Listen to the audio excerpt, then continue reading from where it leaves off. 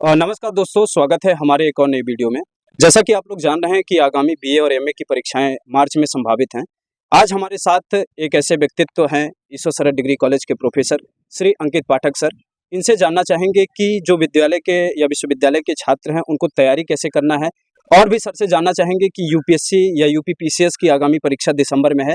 इन आदि विषयों पे सर से बहुत गंभीर चर्चा करेंगे और जो भी सवाल हमने तैयार किए हैं सर से सब कुछ जानना चाहेंगे। सबसे पहले सर, आपने जो ये कीमती समय दिया उसके लिए बहुत बहुत धन्यवाद आपका। Thank you. सर, मेरा पहला सवाल है कि जो आगामी इसमें मार्च में परीक्षा संभावित है, BA first year, second year, third year की परीक्षा का दबाव बहुत ज्यादा है। इसको कैसे जो है, इससे कैसे निकला जाए परीक्षा के दबाव से? इसका जवाब तो ये है कि जैसे दबाव इसलिए लोग महसूस करते हैं, विद्यार्थियों के ऊपर दबाव इसलिए होता है क्योंकि विद्यार्थी साल भर ज्यादा पढ़ाई नहीं करते और जब परीक्षा नजदीक आ जाती है तब ज्यादा पढ़ाई करना शुरू करते हैं।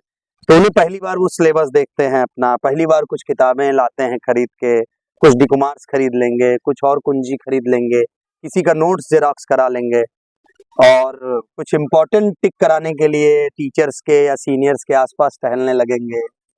तो दबाव से तो मुक्त इसी तरह हुआ जा सकता है कि आप, तो ये मालूम है ना कि मार्च अप्रैल के महीने में परीक्षा होगी जी। तो सिर्फ मार्च और अप्रैल ही तो नहीं आता, 12 महीने में, 12 महीने में जुलाई भी आती है जी। अगस्त भी आता है, जब आपकी क्लासेस शुरू हो रही होती है, जब आपका सत्र शुरू हो रहा होता है।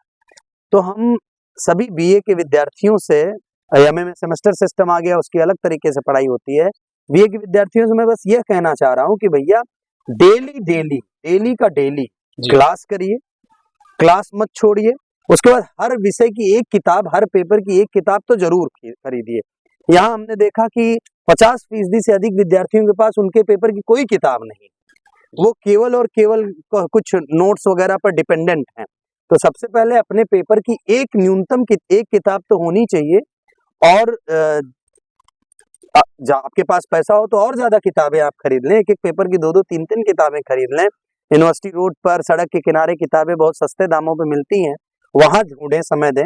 इसके अलावा जैसे आज मान लीजिए आपने कोई टॉपिक पढ़ा कि राजनीति विज्ञान की प्रकृति क्या है, टीचर ने पढ़ाया उसको क्लास में, टीचर के पढ़ाने के बाद अगर आप जाके किताब से पढ़ रहे हैं तो वो टॉपिक आपको बहुत आसानी से क्लियर हो जाएगा। यदि फिर भी ना क्लियर हुआ तो अगले दिन आप आके सवाल पूछ सकते हैं टीचर से। तो जो अंत में सारा पूरा सिलेबस मार्च अप्रैल के महीने में आपको रिवाइज करना होता है, वो आप बस केवल दोहराएंगे, वो आप पहली बार नहीं पढ़ रहे होंगे मार्च अप्रैल के महीने में। होता क्या है कि हम साल भर नहीं पढ़े होते हैं तो एकाएक सब पूरा तीनों विषयों का बोझ हमारे सर पे आ जाता है और हम उसमें सेलेक्ट करके जाते हैं कुछ सवाल, और वो फंसता नहीं है तो समस्या हो जाती है। ठीक है, पता लगा कि 5 सवाल में 3 ही सवाल हम अटेंड कर पाए, पता लगा कि एक सवाल छूट गया, उन सब से आपका रिजल्ट प्रभावित होता है। सर, इसी में पीसीएस का भी जोड़ना चाहूंगा थोड़ा सा जी, क्योंकि 22 दिसंबर से परीक्षा संभावित है जी। तो बहुत से हमसे बच्चे मिल रहे हैं जो मतलब अब टेस्ट सीरीज लगा रहे हैं, तो लगातार यही कह रहे हैं कि प्रेशर बहुत ज्यादा पड़ रहा है, प्रेशर बहुत ज्यादा। खैर, टाइम तो मिल गया थोड़ा बहुत, क्योंकि दिसंबर में 7 दिसंबर को परीक्षा थी, थोड़ा बहुत समय मिल गया, लेकिन अभी भी उनके ऊपर भी प्रेशर हावी है। देखिए, सिविल सर्विसेज के लिए खासतौर पर मैं ये कहना चाहूंगा कि भाई सिविल परीक्षा वो दे रहा होगा जो कम से कम ग्रेजुएशन हो चुका होगा, जिनका बीए, बीएससी, बीकॉम या अन्य कोर्सेज में ग्रेजुएट होंगे वो। ठीक है, तो सिविल की तैयारी के लिए थोड़ा समय चाहिए। ठीक है, तो सिविल की तैयारी भी कुछ अलग से नहीं होती। जो आपका बीए का सिलेबस है, उस सिलेबस के साथ आप थोड़ा जनरल अवेयरनेस पढ़ते जाएं, न्यूज़पेपर पढ़ते जाएं, कुछ सामान्य ज्ञान पढ़ते जाएं, तो वही आपकी सिविल की तैयारी है। लेकिन उसको निरंतरता में करें। जैसे डेली अगर आप न्यूज़पेपर पढ़ें तो आपको बहुत करंट अफेयर्स की किताब खरीदने की जरूरत नहीं पड़ेगी, और करंट अफेयर्स रटने की जरूरत नहीं पड़ेगी कि पिछले ओलंपिक कहाँ हुए, पिछला आईपीएल किसने जीता। ये सब अगर आप डेली रूटीन में तैयार करते रहें कि नोबेल पुरस्कार किसको मिला, फला पुरस्कार किसको मिला, फला देश में क्या हुआ, देश दुनिया में क्या हुआ, उससे अगर आप अवगत रहें, ठीक है, चाहे आप साइंस स्ट्रीम के हो, चाहे कॉमर्स स्ट्रीम के हो, चाहे आर्ट्स स्ट्रीम के हो, विद्यार्थी को अप टू डेट रहना पड़ेगा। मुझे लगता है कि यदि प्रायः लोग गंभीरता से लेते नहीं हैं अपने ग्रेजुएशन के दिनों को, 3 साल एक बड़ा लंबा समय होता है, और बीए का सिलेबस खास तौर पर बहुत छोटा है। बीए का सिलेबस अगर बहुत विस्तृत दृष्टिकोण से पढ़ा जाए तो अपने आप में मुकम्मल सिविल सर्विसेज की तैयारी करा रहा है। ठीक है, क्योंकि बीए के सिलेबस के दौरान जैसे हम लोग हिस्ट्री, ज्योग्राफी, पॉलिटी पढ़े थे, लेकिन उसके साथ साथ हम साहित्य भी बहुत पढ़ते थे, अंग्रेजी साहित्य, हिंदी साहित्य, बहुत उपन्यास पढ़ते थे, न्यूज़पेपर खोज खोज के पढ़ते थे। इसके अलावा ग्रेजुएशन के दिनों में आपके पास इतना समय होता है कि आप तमाम तरह के कंपटीशन में भाग लें, ठीक है, कहीं वाद विवाद प्रतियोगिता हो रही है, कहीं निबंध प्रतियोगिता हो रही है, कहीं भी आप अपने कला का प्रदर्शन, उससे एक व्यक्तित्व का विकास होता है। तो विद्यार्थी जब इस तरह से वर्सटाइल जो है रहेगा और जगह जगह अपने आप को सीखने की कोशिश करेगा जगह जगह से, तो उससे जो है क्या होगा कि वो कभी दबाव नहीं महसूस करेगा किसी चीज का, ठीक है। और परीक्षा का दबाव वही विद्यार्थी महसूस करता है जो तैयार नहीं रहता पहले से। जब आप किसी युद्ध के मैदान में उतरते हैं तो यदि आप हथियार की प्रैक्टिस पहले से नहीं किए रहेंगे, पता लगा आप तलवार से अपना ही गला काट लिए, ठीक है। तो इसलिए आपको मार्च और अप्रैल के महीने में पहली बार उत्तर नहीं लिखना होता है। या आपने सिविल की बात की तो ज्यादातर लोग प्री की तैयारी करते हैं। प्री की तैयारी, मेंस की तैयारी और इंटरव्यू की तैयारी कभी अलग अलग नहीं होती है। हाँ, तैयारी हमेशा मेंस की तैयारी होती है, क्योंकि जब आप मेंस के लिए तैयार करते हैं तो तथ्य तो तैयार ही होता है, बिना तथ्य के कोई विश्लेषण हो ही नहीं सकता। मेंस में तथ्य और विश्लेषण के को एक साथ लिखा जाता है, ठीक है। जैसे हम आपको बताएं कि एक तथ्य है कि भारत में सबसे ज्यादा वर्षा कहाँ होती है, ये तथ्य है। आप कहाँ, यानी कोई प्लेस है, जानना चाह रहे हैं, मासिनराम में होती है, चेरापूंजी में होती है, यहाँ होती है, ठीक है, लेकिन क्यों होती है ये विश्लेषण, ठीक है। तो विश्लेषण, ये जैसे सती प्रथा का अंत कब हुआ, ठीक, ये या शुरुआत सती प्रथा का प्रथम वो कहाँ मिलता है, एरन अभिलेख में मिलता है, भानुगुप्त के काल में, ठीक है, और खत्म होता है लॉर्ड विलियम बेंटिंक 19वीं शताब्दी में, राजा राम मोहन राय के समय में। तो ये तो तथ्य हो गया। विश्लेषण इसका क्या है? विश्लेषण यह है कि भारत में सती प्रथा 1500 साल तक मौजूद रही, यानी 1500 साल तक महिलाएं सती होने को बाध्य होती रही, यह इसका विश्लेषण का पक्ष है, ठीक। और अंतिम प्रमाण जो सती प्रथा के 1947 में मिले, यानी कानूनी रूप से भी सती प्रथा के समाप्त हो जाने के बाद भी व्यवहार में वो चीज समाप्त हो जाए ये जरूरी नहीं है, यह इसका विश्लेषण का पक्ष है।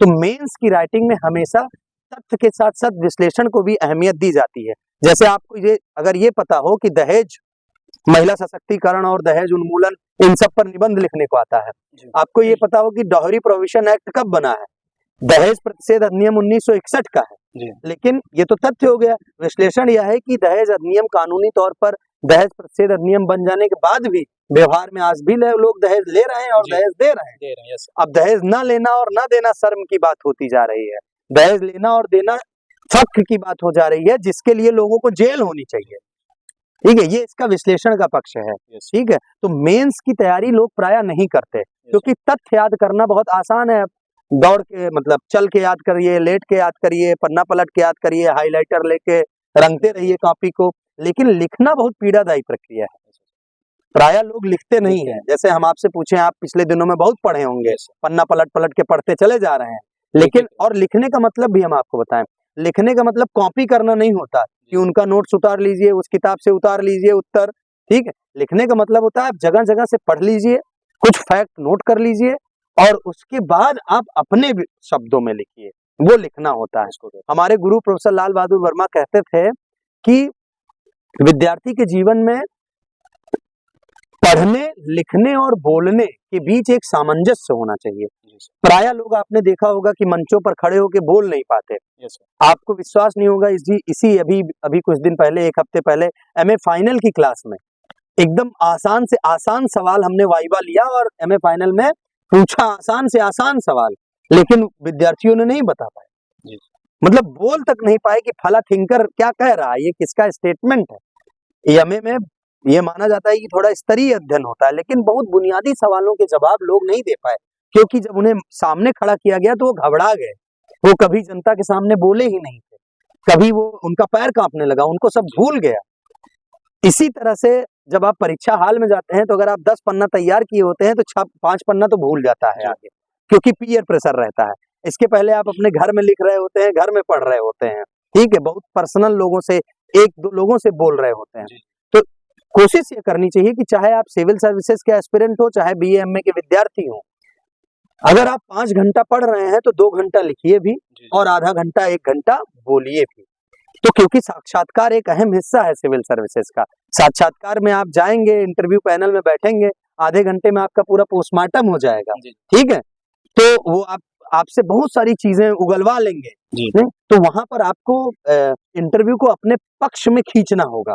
यदि आप इंटरव्यू को अपने पक्ष में खींच लेंगे तो यह इस पर निर्भर करता है कि आपकी वाचन शैली कैसी है, आप कैसा प्रभावित कर पा रहे हैं सामने वाले को, क्योंकि इंटरव्यू हमेशा व्यक्तित्व का विकास होता है। इंटरव्यू के जरिए आपके व्यक्तित्व का आकलन करना चाहते हैं, जो आपको चयनित करना चाहते हैं बतौर डीएम, बतौर एसडीएम, बतौर तमाम सेवा के जो सिविल सेवा के पद हैं, वो आपके व्यक्तित्व का विकास देखना चाहते हैं कि आपका व्यक्तित्व कितना विकसित है, आपका व्यक्तित्व इस तरह है कि आप फेस कर पाएंगे फील्ड में। लेखन क्षमता तो उन्होंने देख ली मेंस के एग्जाम में, फैक्चुअल देख लिया उन्होंने प्री के एग्जाम में, ठीक है, लेकिन इंटरव्यू में वो आपके व्यक्तित्व का आकलन कर रहे हैं। तो किसी भी विद्यार्थी को ये कोशिश करनी चाहिए कि पढ़ाई लिखाई और संवाद के बीच एक कोहेरेंस रहे, एक सामंजस्य स्थापित रहे। नहीं तो होगा क्या कि वो उसको फैक्ट तो बहुत याद होंगे लेकिन वो लिख नहीं पाएगा उत्तर। मेंस में ऐसे ही होता है बहुत लोगों के साथ। प्री की बहुत अच्छी तैयारी होती है लेकिन मेंस में वो धड़ाम हो जाते हैं। कुछ लोग होता है कूप मंडूक होते हैं, वो लिखने में भी ठीक होते हैं लेकिन उन्होंने कभी फेस नहीं किया पब्लिक को। तमाम गार्जियन कहते हैं अरे हमारा बेटा बहुत पढ़ता है, हमारी बिटिया बहुत पढ़ती है, 10 घंटा पढ़ती है, 12 घंटा पढ़ती है, 15 घंटा पढ़ते हैं, लेकिन उस पढ़ाई का क्या मतलब जब आप सामने बोल नहीं पा रहे, किसी के सामने आप अपने आप को अभिव्यक्त नहीं कर पा रहे हैं। और विद्यार्थी जीवन में आना ही चाहिए कि आप लोगों को अभिव्यक्त कर सके लोगों के सामने अपने आप को। और अभी आपने करंट का सवाल जो बताया कि इस तरीके से पढ़ना चाहिए, अभी मैं न्यूज़पेपर को लेके थोड़ा आपसे जानना चाहूंगा। अभी कल मैं पेपर पढ़ रहा था, 9वीं क्लास का छात्र था, प्रेमी के चक्कर में उसको मार दिया गया। तो जब मैं लोगों से पूछता हूँ प्रायः तो वो कहते हैं कि नहीं, करंट अफेयर में जो मैगजीन वगैरह है, द हिंदू है, टाइम्स ऑफ इंडिया, यही सब सुटेबल हैं, ये सब न्यूज़पेपर पढ़ने लायक नहीं है। और मैं मानता हूँ कि जब प्रेमी के चक्कर में प्रेमिका की हत्या होती है या किसी दोनों में किसी की होती है तो सर ये कहीं ना कहीं एथिक्स का सवाल बन रहा है कि आपको सिचुएशन कैसे हैंडल करना होता है। तो क्या मतलब ऐसा नहीं लगता कि पेपर कोई नहीं दिक्कत है, आपको पढ़ने का आपका अलग दृष्टिकोण? हाँ, मतलब ये देखिए एक लेवल पर आप सही है कि मतलब ये तो जैसे वो विद्यार्थी जो इसे पढ़ रहा है, इस तरह की जो घटनाएं हैं, 4 मरे 2 घायल वाली, वहां एक्सीडेंट हुआ, वहां पुल खराब हुआ, ठीक है, ये एक लेवल पर कोई एक्सीडेंट हुआ उसकी रिपोर्टिंग हो गई, ठीक है, लेकिन कोई न्यूज़पेपर में सिर्फ यही नहीं होता।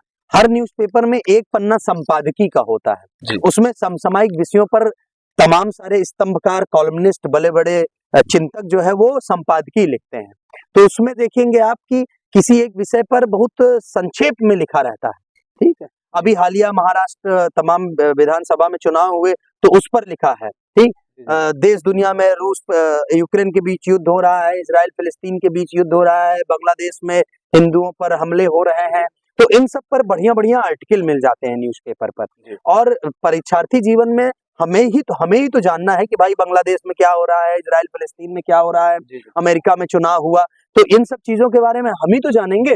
इसके अलावा भाई जैसे एक निबंध आया कि तकनीकी वरदान भी है और अभिशाप भी है, या विज्ञान सब क्या आता है आजकल। पिछले दिनों में आपने देखा होगा गूगल मैप, आज ही पेपर में है, बरेली में गूगल मैप ने नहर में कूदा दिया। उस दिन बरेली में ही जो है वो रामगंगा में कूदा दिया, गूगल मैप दिखाया और वो पुल लोगों ने, अब यही है कि लोगों ने तकनीक पर विश्वास कर लिया एकदम कि भाई गूगल मैप बता रहा है तो सही ही बता रहा होगा।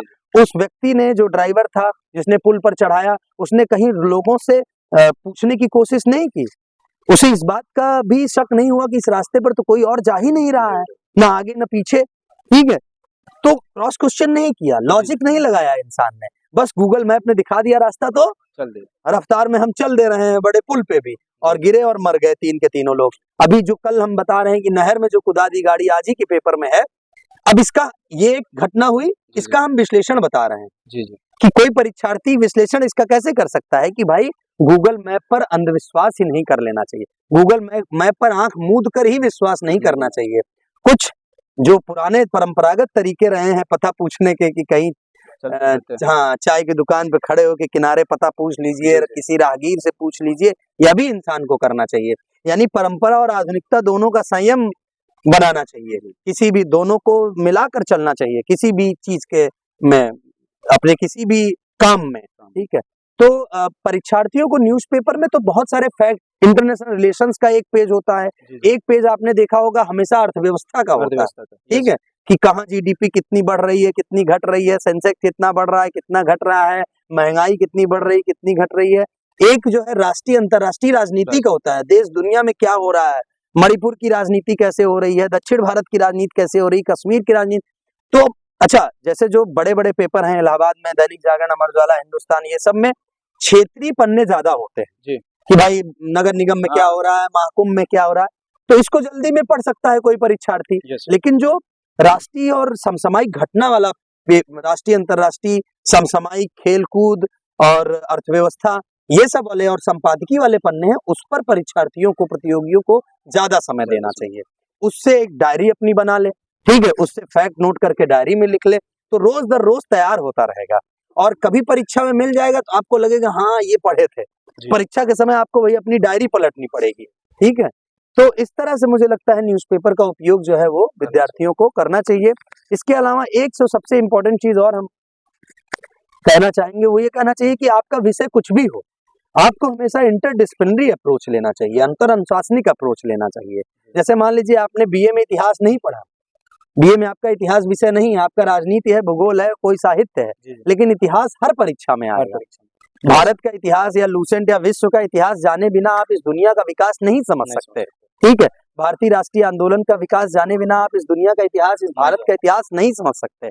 इतिहास जो है वो वर्तमान को समझने की कुंजी है और भविष्य के निर्माण की कुंजी है। भविष्य का निर्माण भी बिना इतिहास जाने नहीं हो सकता। इसी तरह साहित्य अगर आप नहीं पढ़ेंगे तो आपकी भाषा अच्छी नहीं होगी। मान लीजिए आप हिंदी साहित्य, अंग्रेजी साहित्य नहीं है, ठीक है, लेकिन चाहे आप साइंस के विद्यार्थी हो या चाहे आप आर्ट्स के विद्यार्थी हो, नॉन लिटरेचर वाले हो, आपको लिटरेचर पढ़ना ही चाहिए। जिसने प्रेमचंद को नहीं पढ़ा, ठीक है, जिसने जो है वो जयशंकर प्रसाद को नहीं पढ़ा, दिनकर को नहीं पढ़ा, उसका निराला को नहीं पढ़ा, उसकी भाषा संसार बहुत संक्षिप्त होगा। अंग्रेजी में आपने वर्ड्सवर्थ को नहीं पढ़ा, कीट्स को नहीं पढ़ा, शेक्सपियर को नहीं पढ़ा, जूलियस सीजर नहीं पढ़ा आपने, तो वो एथिक्स वाला पोर्शन भी आपका कमजोर होगा, ठीक है, और आपका जो है साहित्य वाला पोर्शन, मतलब भाषा भी आपकी जो है वो संकीर्ण होगी, मतलब कमजोर भाषा भी होगी आपकी। तो मुझे लगता है कि इंटरडिसिप्लिनरी अप्रोच अपनाना चाहिए। भाई इस दुनिया का भूगोल जाने बिना तो आप इतिहास भी नहीं जान पाएंगे, राजनीति भी नहीं जान पाएंगे। जैसे पॉलिटिक्स के लिए मैं कहता हूँ, पॉलिटिक्स के लिए ज्योग्राफी का जानना जरूरी है। रसिया और यूक्रेन में क्या लड़ाई है, ये तो तब आप समझ पाएंगे ना जब यूक्रेन को नक्शे में देखेंगे कि कहाँ है, ठीक है। जैसे इस समय हम लोग वेस्टर्न पॉलिटिकल थॉट में मैकियावेली पढ़ रहे थे, तो मैकियावेली इटली का है, तो इटली और एथेंस के बीच ही थोड़ी दूरी है, तो एथेंस को जानते रहे ना कि नक्शे में कहाँ है, ठीक है। तुर्की पर कुस्तुनतुनिया एक जगह है तुर्की में, उसमें उस्मानिया साम्राज्य के लोगों ने कब्जा कर लिया 1453 में।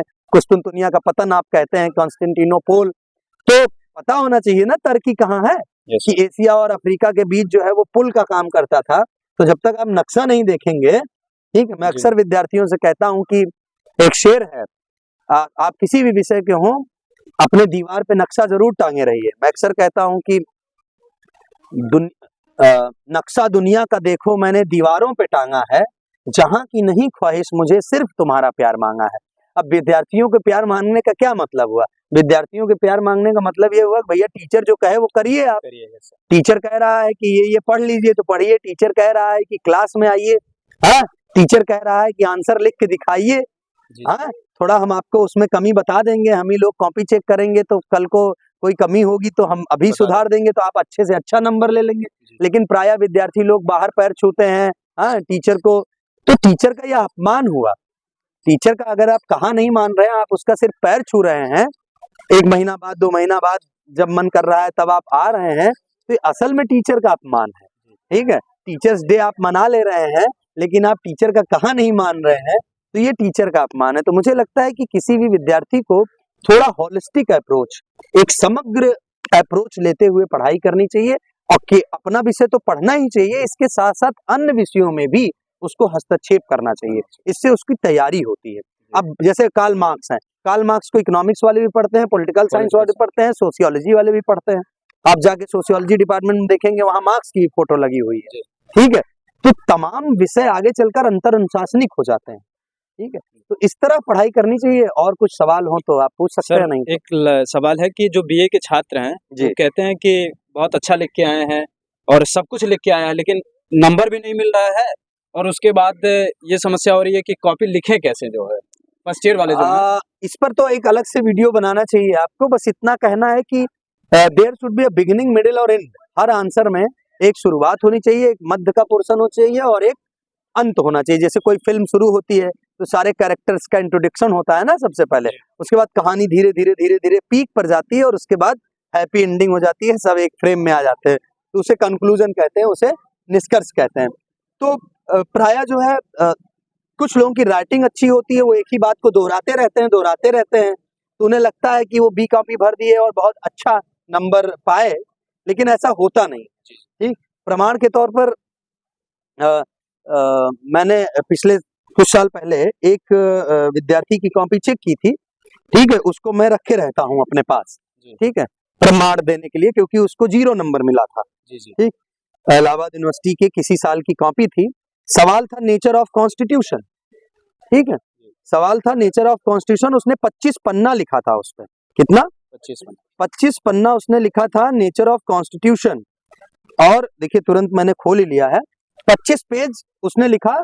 कंपैरेटिव पॉलिटिक्स का पेपर है, अंग्रेजी में लिखा। अब देखिए, आप खुद देख लीजिए, सुंदर ठीक ठाक राइटिंग दिख रही है, सीधी लाइन है। वो आप जाने दीजिए, मतलब हमने इन्हें दिखा दिया है, सीधी लाइन है और ठीक अंग्रेजी की स्पेलिंग में कहीं कोई गड़बड़ी नहीं। ठीक है, अब ऐसे ही विद्यार्थी कहते हैं कि अरे हमने बी कॉपी भर ली थी, हमने पूरा कॉपी भर दिया था। हाँ, अंग्रेजी में लिख के आए थे, साफ साफ लिख के आए थे, लेकिन अब क्या लिखा है देखिए। सवाल ये रहा होगा कि discuss the nature of constitution, तो नेचर ऑफ कॉन्स्टिट्यूशन इसने हेडिंग डाली है। आंसर क्या लिखा है देखिए, the constitution of the material principle in the complex political science in the scope political science in the लिटिडेंट of the used material constitution only made complete used complex from scope. There are meaning of role in the scope of material between second country material used constitution of the material between couple between of the materials of the because of the complex in the context score of the role of the constitution of the material in the form of the matter in the complex of the country because material in the places there is meaning of the material in the complex context from complex couple used in complex। ये लिखा और ऐसे ही इसने पूरी copy अपनी भर दी थी 25 page. मुझे जो है 2 बार ये कॉपी पढ़नी पड़ी। जिस कॉपी में थोड़ा ठीक ठाक लिखा रहेगा उस पे आपको ज्यादा मेहनत नहीं करनी पड़ेगी, जो कॉपी गलत लिखी रहती है मुझे इसको 2 बार पढ़ना पड़ा। हम ये सोच रहे थे कि कहीं एक लाइन मिल जाती कि nature of constitution is rigid and flexible, इस टाइप का मिल जाता कि संविधान की प्रकृति होती है दृढ़ होना और लचीला होना, या अगर इसने ये भी लिख दिया होता कि भारत का संविधान 26 जनवरी 1950 को लागू हुआ था, तब भी हम इसको 1 नंबर दे देते। ठीक है, लेकिन कहीं भी इस कॉपी में 1 नंबर देने की भी गुंजाइश नहीं थी। सवाल पर दे नहीं सकते थे क्योंकि सवाल तो क्वेश्चन पेपर में लिखा होता है। ठीक है, उसके बाद इसने नॉट अ सिंगल सेंटेंस सही लिखा था। तो अब हम बताइए क्या करें। नंबर ऑफ वर्ड्स की आवृत्ति ज्यादा बार लग रही है। हाँ, वो कांड है, पॉलिटिकल साइंस से कोई लेना देना नहीं। और सवाल ये है कि बीए सेकेंड ईयर की कॉपी है, फर्स्ट ईयर कैसे पास हो गया? ये बीए सेकेंड ईयर की कॉपी है, फर्स्ट ईयर पास होकर आया है। फर्स्ट ईयर सिर्फ इस स्थिति में पास हो सकता है कि किसी ने जल्दी में, हो सकता है इसकी कॉपी पढ़ी ना हो, ऐसे सवाल देखा हो, अंग्रेजी सुंदर लग रही है, ठीक है, कहीं स्पेलिंग वगैरह में कोई प्रॉब्लम नहीं है, तो आप समझ लीजिए कि ऐसे लोग क्लेम करते हैं। हो सकता है 1-8% लोगों के साथ तो ऐसा होता हो कि वो बहुत अच्छा लिख के आए और किसी झोंक में कोई टीचर ने कॉपी के साथ सही मूल्यांकन नहीं किया, लेकिन ज्यादातर ऐसा नहीं होता। जो आप कह रहे हैं, यदि आप, जैसे मैंने बीए से लेकर एमए फाइनल तक जितना कॉपी पे लिखा है मोर और लेस उतना ही, जितना हम एक्सपेक्ट करते थे कि मैक्सिमम इतना मिलेगा, मिनिमम इतना मिलेगा, तो उसी के बीच में ही नंबर मिला है। ठीक, आप एग्जाम देकर आते हैं तो आपको पता चल जाता है कि लगभग कितना जा सकता है, मिनिमम और मैक्सिमम। तो मेरा खुद का अनुभव है कि मिनिमम और मैक्सिमम उतना ही जा सकता है। तो ये ज्यादातर आरोप निराधार होते हैं। ठीक है, मुझे लगता है कि आप अगर बेहतर तैयारी करके जाएं, सवाल में पूछा कुछ है, प्लेटो का आदर्श राज्य, प्लेटो का न्याय पूछा है, प्लेटो की शिक्षा पूछी है, तो कुल लिख देते हैं। ठीक है, जितना वो तैयार करके गए रहते हैं वो कुल लिख देते हैं, तो उनको लगता है अरे बहुत बढ़िया लिखे हैं, 7 पेज लिखे हैं, 8 पेज लिखे हैं। अरे पूछा सवाल जो गया है, आप वो नहीं लिखेंगे तो नंबर थोड़ी मिल जाएगा आपको।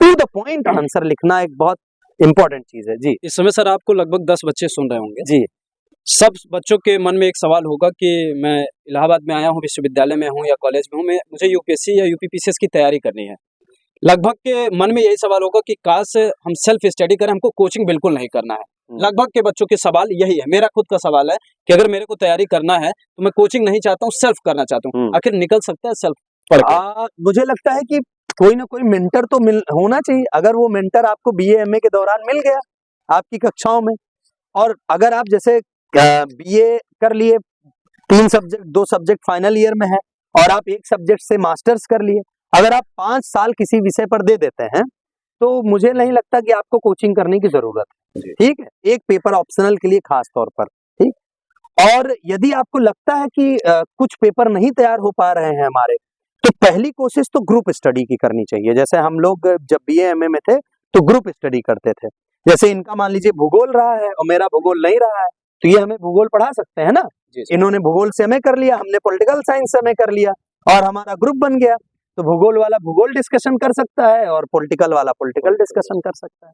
तो पहली कोशिश तो कलेक्टिव होनी चाहिए। उसके बाद अपने टीचर्स जो आपके बीएमए के दौरान के टीचर्स हैं उनको आप यूटिलाइज करिए। हाँ, उसके बाद लगता है आपको कि तब भी कमी रह गई है तो आजकल तमाम ऑनलाइन टीचर्स भी हैं, और उसके बाद भी आपको लगता है तो जाइए कोचिंग्स में। लेकिन मैं ये कह रहा हूँ कि कोचिंग में आप तुरंत ही ना चले जाइए कि बीए आए और तुरंत आप कोचिंग करने लगे। ठीक है, तो आप फिर ना यहाँ के रहेंगे ना वहां के रहेंगे, दोनों के साथ आप न्याय नहीं कर पाएंगे, क्योंकि कोचिंग में आपको 5 घंटा समय देना पड़ेगा। अब अगर आप कहीं 4 घंटा 5 घंटा पढ़ रहे हैं तो क्या घर पे आके 4-5 घंटा उसका रिवीजन कर पा रहे हैं? अगर नहीं कर पा रहे हैं तो फिर आप घर के न रहे न घाट के रहे। ठीक, अच्छा, हमने तो ये डिसीजन आपके ऊपर जाएगा कि आप अपनी तैयारी कैसे किए हुए हैं। मतलब मैं ये नहीं कह रहा हूँ कि कोचिंग नहीं करना चाहिए। तमाम लोग, जैसे टीना डाबी के बारे में कहा जाता है कि उन्होंने 1 साल बाद ही जो है सेल्फ स्टडी करके निकाल दिया। तो उसने बीए ऑनर्स किया पॉलिटिकल साइंस से और उसने 3-4 साल पढ़ाई की पॉलिटिकल साइंस की बहुत कायदे से। उनके मेंटर रहे होंगे बहुत सारे लोग, ठीक है, जिनसे वो बातचीत करते रहे होंगे, डिस्कशन करती रही होंगी।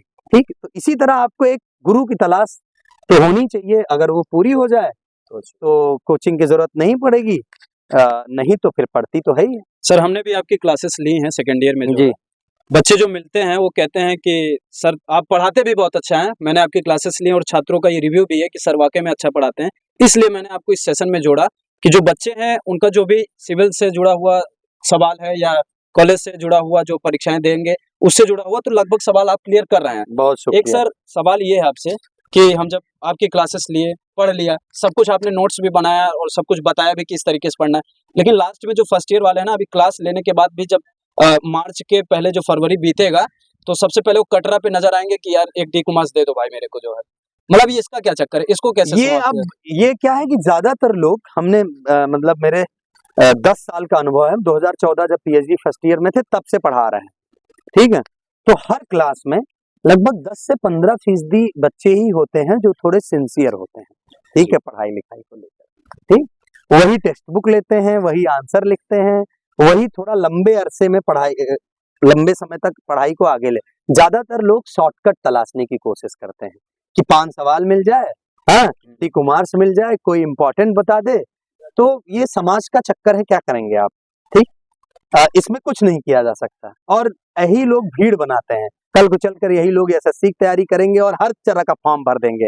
ठीक है, पीसीएस का फॉर्म भर देंगे, जो उन्हें परीक्षा आ रही है हर चीज का फॉर्म भर देंगे और उनकी किसी भी चीज की तैयारी जो है वो गंभीरता से नहीं रहती। ठीक है, तो इसका कुछ नहीं किया जा सकता। हम लोगों की कोशिश, मेरी व्यक्तिगत तौर पर कोशिश यही रहती है कि भाई डी कॉमर्स बंद हो, हाँ, डी कॉमर्स जैसी किताबें बंद हो और टेक्स्ट बुक लोग पढ़ें। ठीक है, और किताबों को खरीदें, क्लास में टीचर्स किताब सजेस्ट करें, विद्यार्थी किताब खरीदें। जैसे तमाम विद्यार्थी कहते हैं कि भाई किताब लेने के लिए पैसा नहीं है, हम कहते हैं आपके पास जो मोबाइल फोन है 10,000 रुपए का, वही 10,000 रुपए लेकर आप मेरे साथ यूनिवर्सिटी रोड पर चलिए, मैं आपको इतनी किताब खरीदवा दूं कि आप 5 साल पूरा बीए और पूरा एमए आपका उन्हीं किताबों से हो जाएगा। और कोई भी मोबाइल फोन आपका 5 साल नहीं चलेगा। आजकल जो आ रहे हैं तमाम सारे फोन जो है, जो साल भर में 2 साल में अपडेट मांगने लगते हैं, ठीक है, पुराने हो जाते हैं। तो लोग मतलब पैसे का इस्तेमाल भी बड़ा उस तरह का करते हैं, हाँ, अपने सुविधा के लिए मोबाइल। और इस तरह हम ये नहीं कह रहे कि मोबाइल ना लीजिए, लेकिन आप किताब में भी तो लीजिए। जैसे 250-300 की किताब आती है और 250-300 का एक बड़ा वाला पिज्जा भी आता है। ठीक है, या 210 रुपए का 1 महीना का न्यूज़पेपर आएगा यस और 210 रुपए का एक पिज्जा आएगा या 200 रुपए आप कहीं पार्टी में उड़ा देंगे, ठीक, यस डाटा भरवाने में। तो 1 महीने का आप न्यूज़पेपर पढ़ के देखिए लगातार, संपादकीय का पृष्ठ पढ़ के देखिए और गंभीरता से राष्ट्रीय अंतर्राष्ट्रीय अर्थव्यवस्था वाला पन्ना पढ़ के देखिए, आप फील करेंगे कि आप ज्यादा इनरिच हैं उसे बस 1 महीने। और पैसा लगेगा 210 रुपया, 7 रुपए का एक पेपर आता है। जनसत्ता पढ़ेंगे तो 6 ही रुपए का आएगा, ठीक है, 200 से भी कम लगेगा। सर, समय आपने बहुत कीमती दिया है, इसके बहुत लिए तो आपका शुक्रिया हमेशा के लिए रहेगा। स्वागत है। एक सवाल है सर, यूपी पीसीएस अभी 22 दिसंबर को है। हाँ। अब जो छात्र लगातार टेस्ट सीरीज लगा रहे हैं, अपनी प्रीलिम्स नोट्स वगैरह जो भी पढ़ रहे होंगे, अब उनको बचे हुए 20 दिनों में क्या करना अब चाहिए? इसमें तो मैं क्या ही सलाह दूं, मैं इसमें बस यही कहूंगा कि भाई ज्यादा से ज्यादा पैटर्न समझ लें पिछले साल के पेपर्स का, और अभी चूंकि प्री की परीक्षा है तो फैक्ट को ज्यादा से ज्यादा रिवाइज कर लें, ठीक है, उसके कुछ ग्रुप डिस्कशन कर लें, क्योंकि फैक्ट जो है वो जब सामने से हम लोग जब तैयारी करते थे तो हम लोग हॉस्टल में ग्रुप डिस्कशन करते थे, तो कुछ फैक्ट आप बता रहे हैं, क्योंकि जब हम चीजें सुनते हैं तो वो हमारे दिमाग पे ज्यादा असर करती है, इसीलिए क्लास का कोई आज तक विकल्प नहीं आया, क्योंकि टीचर एक तरह का अभिनेता होता है, वो सामने खड़ा होके ऑडियो विजुअल माध्यम से अभिनय ही तो कर रहा होता है। जैसे हमें फिल्म की कहानी याद हो जाती है, तो वैसे जब हम कोई चीज सुनते हैं और देखते हैं, ठीक है, तो वो हमारे दिमाग पे छप जाती है।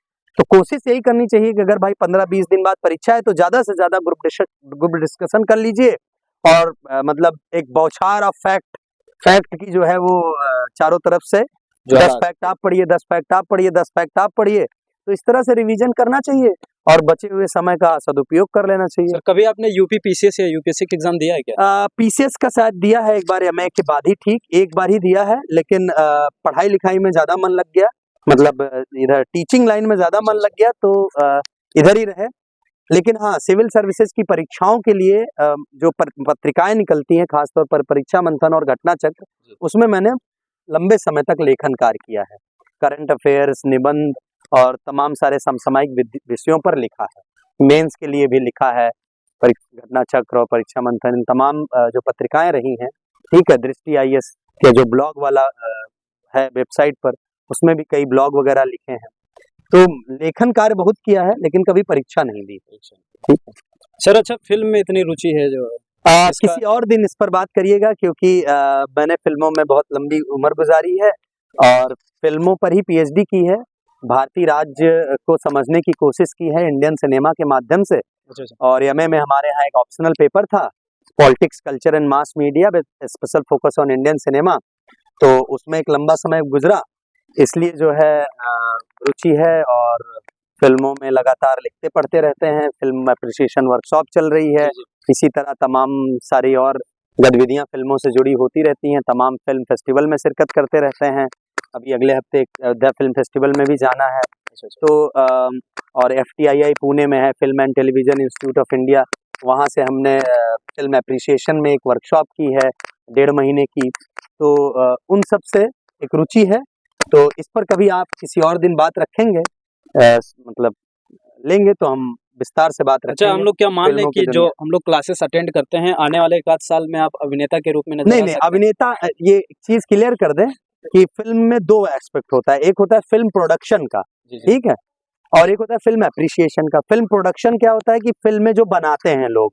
प्रोड्यूसर, एक्टर, लेखक, तो वो हमारा काम शुरू होता है फिल्म बन जाने के बाद, हम फिल्म समीक्षक की तरह हैं, फिल्म का हम एनालिसिस करते हैं, ठीक है, तो हमारा एक्टिंग के रूप में तो हालांकि हम समझते हैं एक्टिंग क्या होती है, वो बारीकियां हम सब समझते हैं, लेकिन हमारा काम फिल्म बनने के बाद शुरू होता है। हम फिल्मों का एनालिसिस करते हैं, ठीक है, कि फिल्में समाज के लिए किस तरह उपयोगी हैं, किस तरह नहीं है, उनका पॉलिटिक्स से क्या लेना देना है, ठीक है, हमारा काम वो है, हमारा काम स्कॉलर का है, अध्येता का है, हम फिल्म स्टडीड वाले हैं, फिल्म प्रोडक्शन वाले नहीं, ये बात समझनी है बस। सर, आप बोलते हैं क्लासेस में तो बच्चे बहुत से गजल भी बताते हैं, एक आध दो सुना सकते हैं? मतलब ऐसे कोई मौजू हो तो हम सुनाएंगे ही, मतलब क्लासेस में प्रायः शेरो शायरी और फिल्मों के डायलॉग फिर भी 2 सुनना आते रहते हैं आपसे, मतलब कुछ प्रसंग आएगा तो कभी हम जरूर सुना देंगे। बस अभी जैसे आपने परीक्षार्थियों की बात की है और सिविल सेवा की बात की है, तो महेश अश्व की एक लाइन है, उसी को हम बताना चाहेंगे।